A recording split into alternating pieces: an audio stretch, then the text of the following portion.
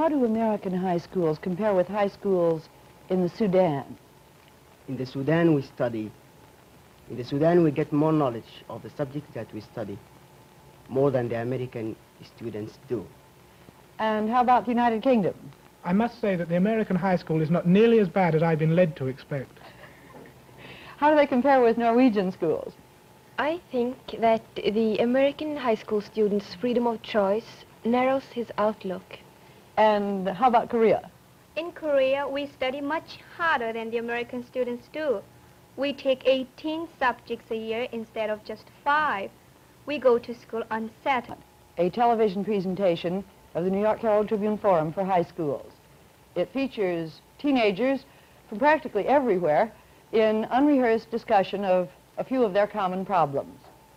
Each of these young people, 34 in all from 34 countries, each was chosen in a nationwide forum competition held under the auspices of the Ministries of Education in their own countries.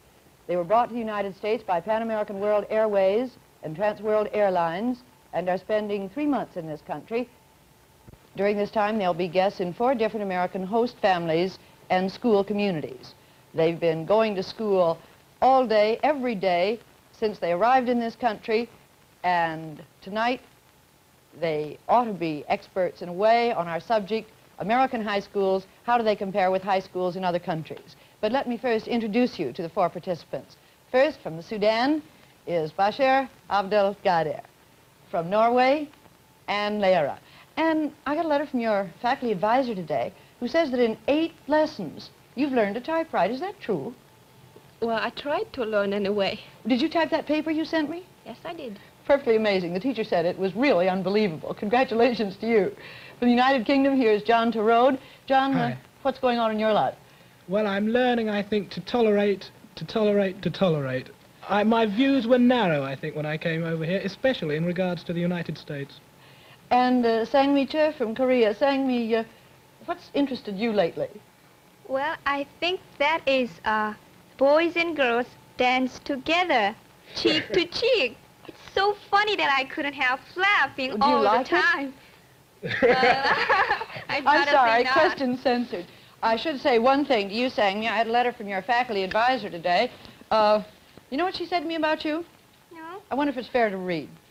She said she is so full of the joy of just being alive that it's a pleasure to be with her. Yeah. Oh.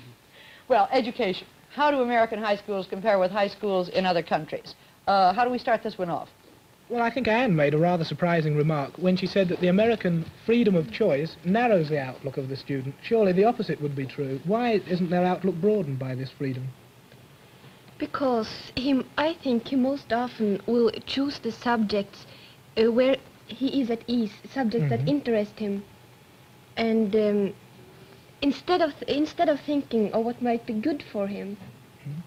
Well, I tend to agree with you because we are expected to have a certain background in every subject before we begin to specialize.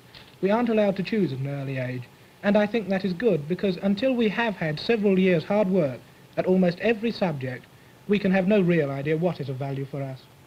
That's right, that was what I tried to say, but I'd like to ask you a question. And will you talk a little bit closer to the microphone? You said that the American high schools were not nearly as bad as you had expected them to be, but I've been defending your points of view since your first television appearance. Well, I'm glad to find to start with that somebody's defending any of my views. But as for the British impression of the American high school, I'm afraid we regard it as something between the blackboard jungle and a luxury holiday camp. Now, of course, this just isn't true. We may find many things to criticize in the American high school, but the impression it gives abroad is even worse than the truth. For example, in England, we have a much more formal discipline in school. I think that's good, not so much because of the discipline. There's no particular value in calling a master sir, in standing up when he enters the room, in wearing school uniform, but it does provide a more formal background and a more studious atmosphere inside the school. The uniform is, I think, important. Americans don't like it, do they, very much? No, I wonder what the rest of you feel about that. I think that the school uniform is the way that we can show order. And by having a school uniform, all the students having the same uniform, it is a way of expressing order, and I like this idea.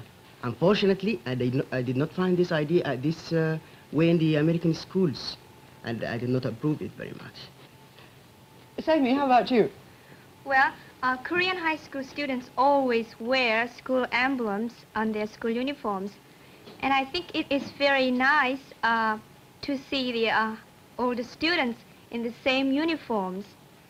And they really are proud of them. I think it is very convenient and practical to wear uniforms because we don't have to spend a great sum of money for buying any clothing. We usually have,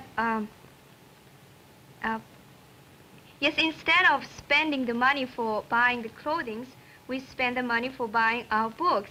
And we have plenty of reference books and famous novels and all kinds of books which we read for leisure in our spare time. Are all of you, Anne, do you agree? Are uniforms a good idea? Excuse me, I don't quite agree with the three of you. I think that uniforms may make you look like an army camp. I would object to have school uniforms in my country. Instead of uniforms, we wear pinafores with scribblings on them and often initials upon them, all kinds of funny things. But I would never wear a uniform. Wouldn't you think it would be a better solution with, well, like a pinafore over your ordinary daily clothing? Well, possibly, but we say it's more democratic to wear a uniform. That, I think, is very un-American, isn't it? Because we feel that it cuts right across financial barriers, class barriers, and ensures that there are no rich girls who wear a different dress each day and poor children who feel out of it. It makes for one class inside the school. Well, that is your main point then on uniforms. You say it's more democratic. You say, Bashir, it gives more Order. sense of order. And you say that it doesn't cost so much and you can spend your money on books. Well, now, to move on a minute from uniforms, how are you reacting to coeducation here? I think co-education is good as far as we consider the social life of the students. I do like the idea of seeing boys and girls together in one class and in the veranda of the school, and I like it very much. But if I think a bit of the distraction that comes out of this co-education, I will not like the idea. I like co-education. I've always had co-education, and I simply cannot think of going to an all-girls school. I would feel. You don't feel any distraction about it? No, I'm used to having the boys next door and in my class and everywhere, so I think I would feel lost without them. What do you say, Sagmi? Well, I myself prefer the co-educational system to the separate system. But in Korea, we have not been approving of the co-educational system. So, I thought you had it in grade school. Oh, yes. And in college, too, don't you? Yes, that's co-educational. And in elementary school, too. It's just in high school that you don't have it. Just in high school. Oh, it seems peculiar. We have the same thing, Mr. Warren. We have it in college, and we have it in some of the elementary schools. But we don't have it in the high schools. And I agree to this idea of not having co-education in this particular stage, the high schools. But surely we live in one world. I mean, in my own country, we have both co-educational schools and schools which are not co-educational. We always find that the children who've been to co-educational schools are far better balanced children and are able to behave far more naturally at the age of perhaps 17, 18 or 19, which is the most difficult period for a child. I agree with John. Can I get you on to some of the more basic things relating directly to education? You made some fairly challenging statements in the beginning here. John, I want to know what you meant, really. And I haven't had from Anne, although she tried to get a satisfactory answer. What did you mean that Americans weren't quite as bad as you thought they were? In what ways? Well, I thought that they did even less work and had even less discipline than they have. But I still feel that there is too little discipline and too little hard work in the American high school. Now, I don't say that entirely I disapprove of this. I would have been very happy to have been at a school of this nature myself. It strikes me as a wonderful life.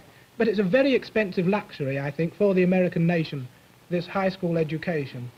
We in Britain, for example, segregate at the age of 11 approximately 20% of our top pupils from each year. They go to a special school which would be roughly equivalent to a college prep school over here.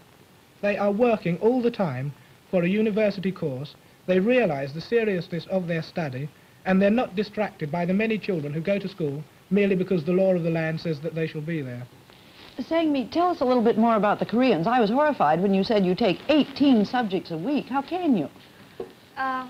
Well, they are the Korean, first of all, and English, and either German or French. We can choose one of them. And we study mathematics, including algebra, geometry, trigonometry, and we study calculus too in high school. And we study history and geometry, and we study civics, well, and so forth and so on. Sciences, 18 subjects a year. Yes. Well, now, how can you learn anything about 18 subjects? I should think that 4 or at most 5 would be the limit. Well, we study different subjects every day. Was that a good idea? I think Yes, so. we have it in Sudan, I think. We have in Sudan, but we haven't 18 subjects. We have about 12 subjects a year. And every day we study different subjects. Well, I'd like to hear a defense of why this is a good idea. It seems strange to me. Shall I take it? If you will. Fine. Well, what we believe is that by having a large number of subjects going at one time, instead of taking subjects for 1 year and then dropping them, we are developing the education right the way up. In America, I found a lot of children say, oh, well, we have to take, 1 year's chemistry and so many years of this to get into college, and therefore we take it, forget about it, we get our credit marks, and it's gone. But in England, if you're developing all your subjects up, right the way up, you are holding on to them, and you're holding your education together as one single entity. That's right. That's quite true in Korea. In my And, country, oh, excuse me. Go ahead, Anne. In my country, we have a fixed curriculum set up by the Ministry of Education for all high schools. So all students study the same things and have to take the same final tests. I think it gives us a broader background to take some subject we don't want to take. I think it has done me personally good to take, for example, mathematics. I'm majoring in languages, but all the same I have to have 4 years of maths. And that's quite advanced maths sometimes too, compared to what I've seen. Well, why wasn't it a waste of time if you're going into languages and not science? Well, I think it's good for me personally to have some idea of what mathematics is. But if I didn't have had those 4 years, I would have felt as if I was some kind of uneducated. Might I say that? That's all right. You get some arguments from American students by saying that you ought to take the hardest possible things, even you like it or not, just for the mental discipline of it. Have you had this kind of argument with any American students? Well, I found that a very large number of the more able students agree with me that they are being held back by their educational system, that they are not able to advance as rapidly as they would like to, and they're sorry for it. Really? Yes, some of them, I point out. Yes, There I are many of them who are very glad about it, I think. Yes, I have found lots of American students who are quite complaining of the educational system in America. And I found the same thing. They're complaining that this system is just a sort of killing intellectual curiosity in the students. And those who are gifted are not given the special look, and they are just regarded as other common people, the ordinary students. And this is not a very good way of having more intellectual people. Tell me more about that. We're really concerned in this country right now with whether we're doing enough for the gifted. Tell me specifically about the schools you've been in. Who are these people you've been talking to that are complaining?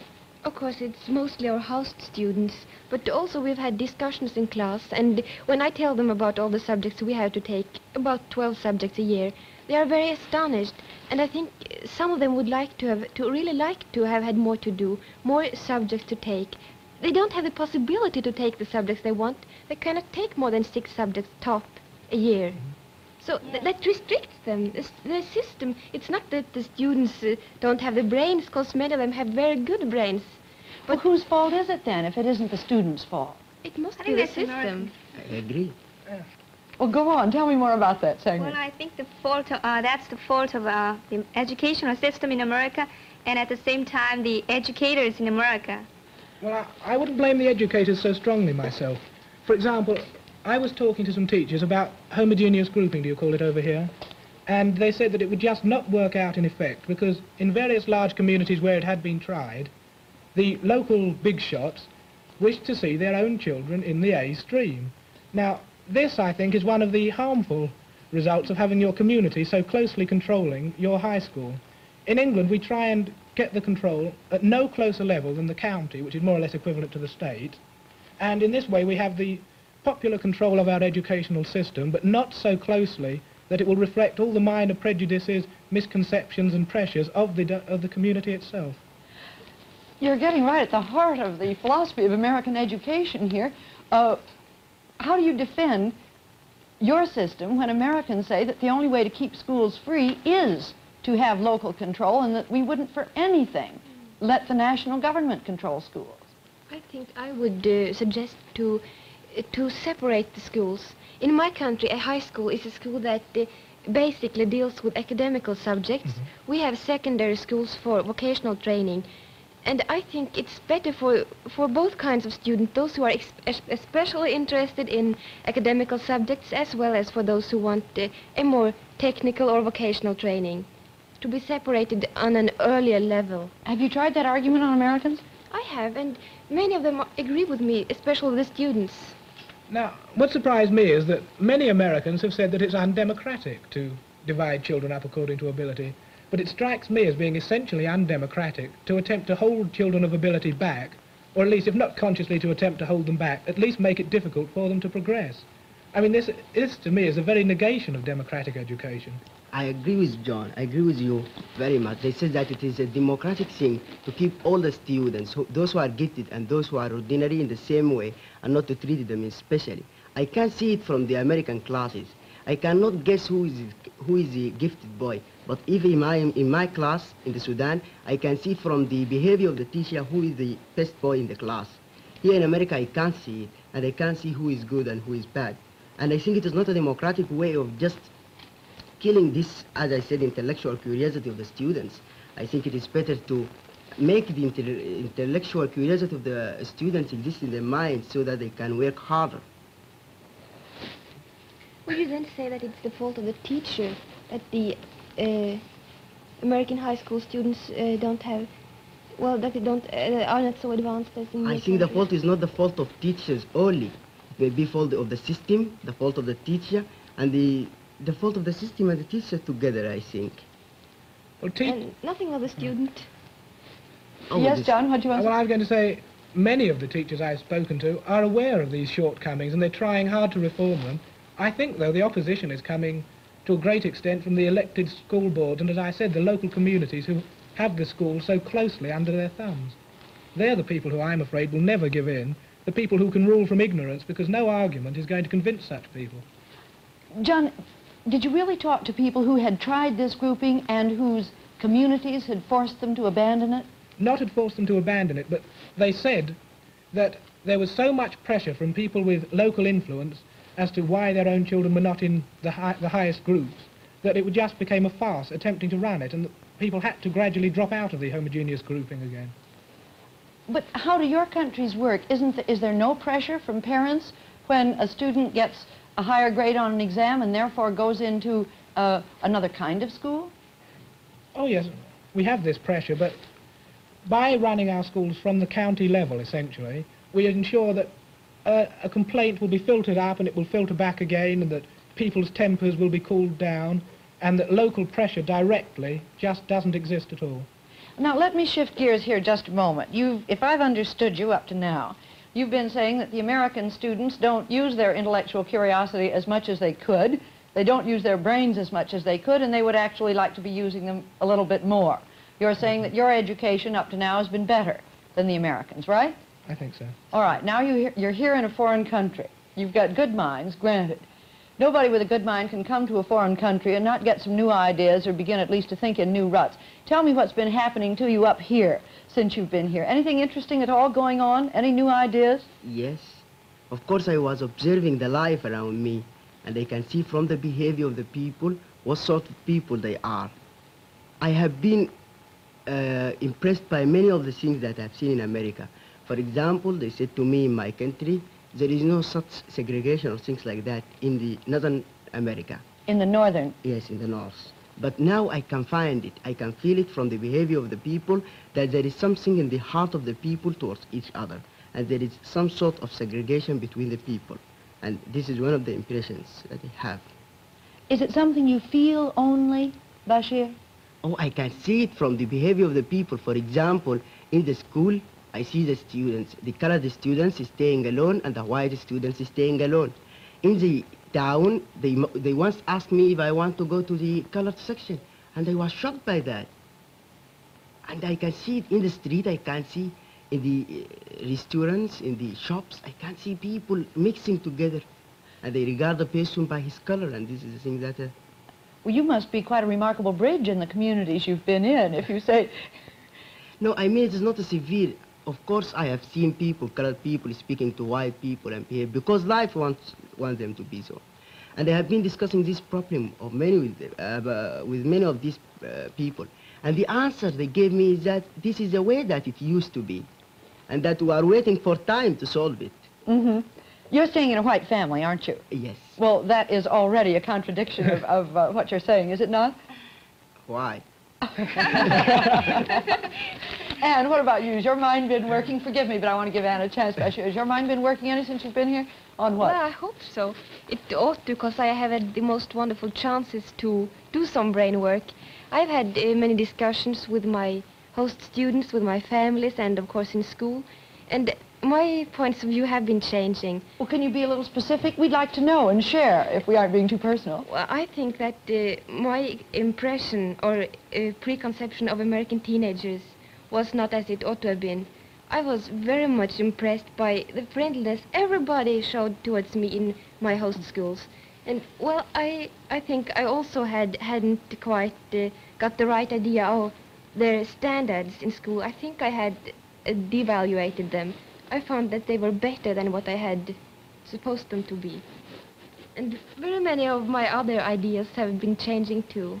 You're just tantalizing when you say things like that and don't let us know what. Let's go on to John. Maybe we can come back to you. You've been, what's been going on with you upstairs, Jay? Well, I think I've learned some very salutary lessons about the United States. You see, in England, in Europe generally, we regard America with a certain sort of tolerance and patronage.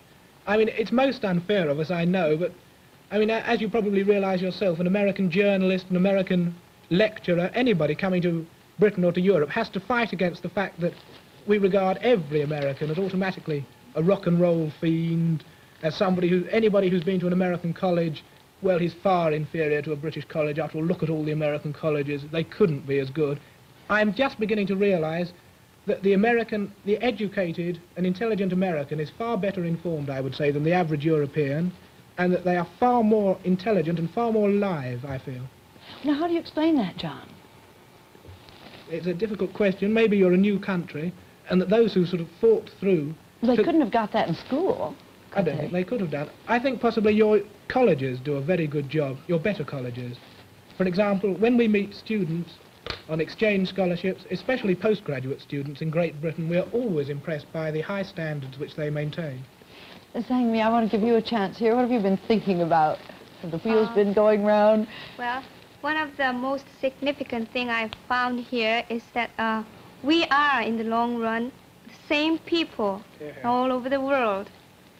Even though we are living in different parts of the world with a different way of living.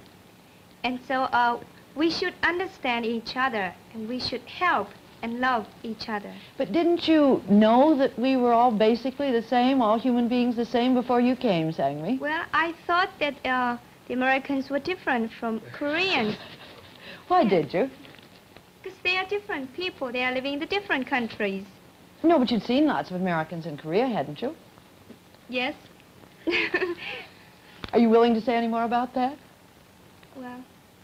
No, you aren't. And then, of course, one never sees the best side of America from an army of occupation or even from troops who are stationed in the country as friends, does one?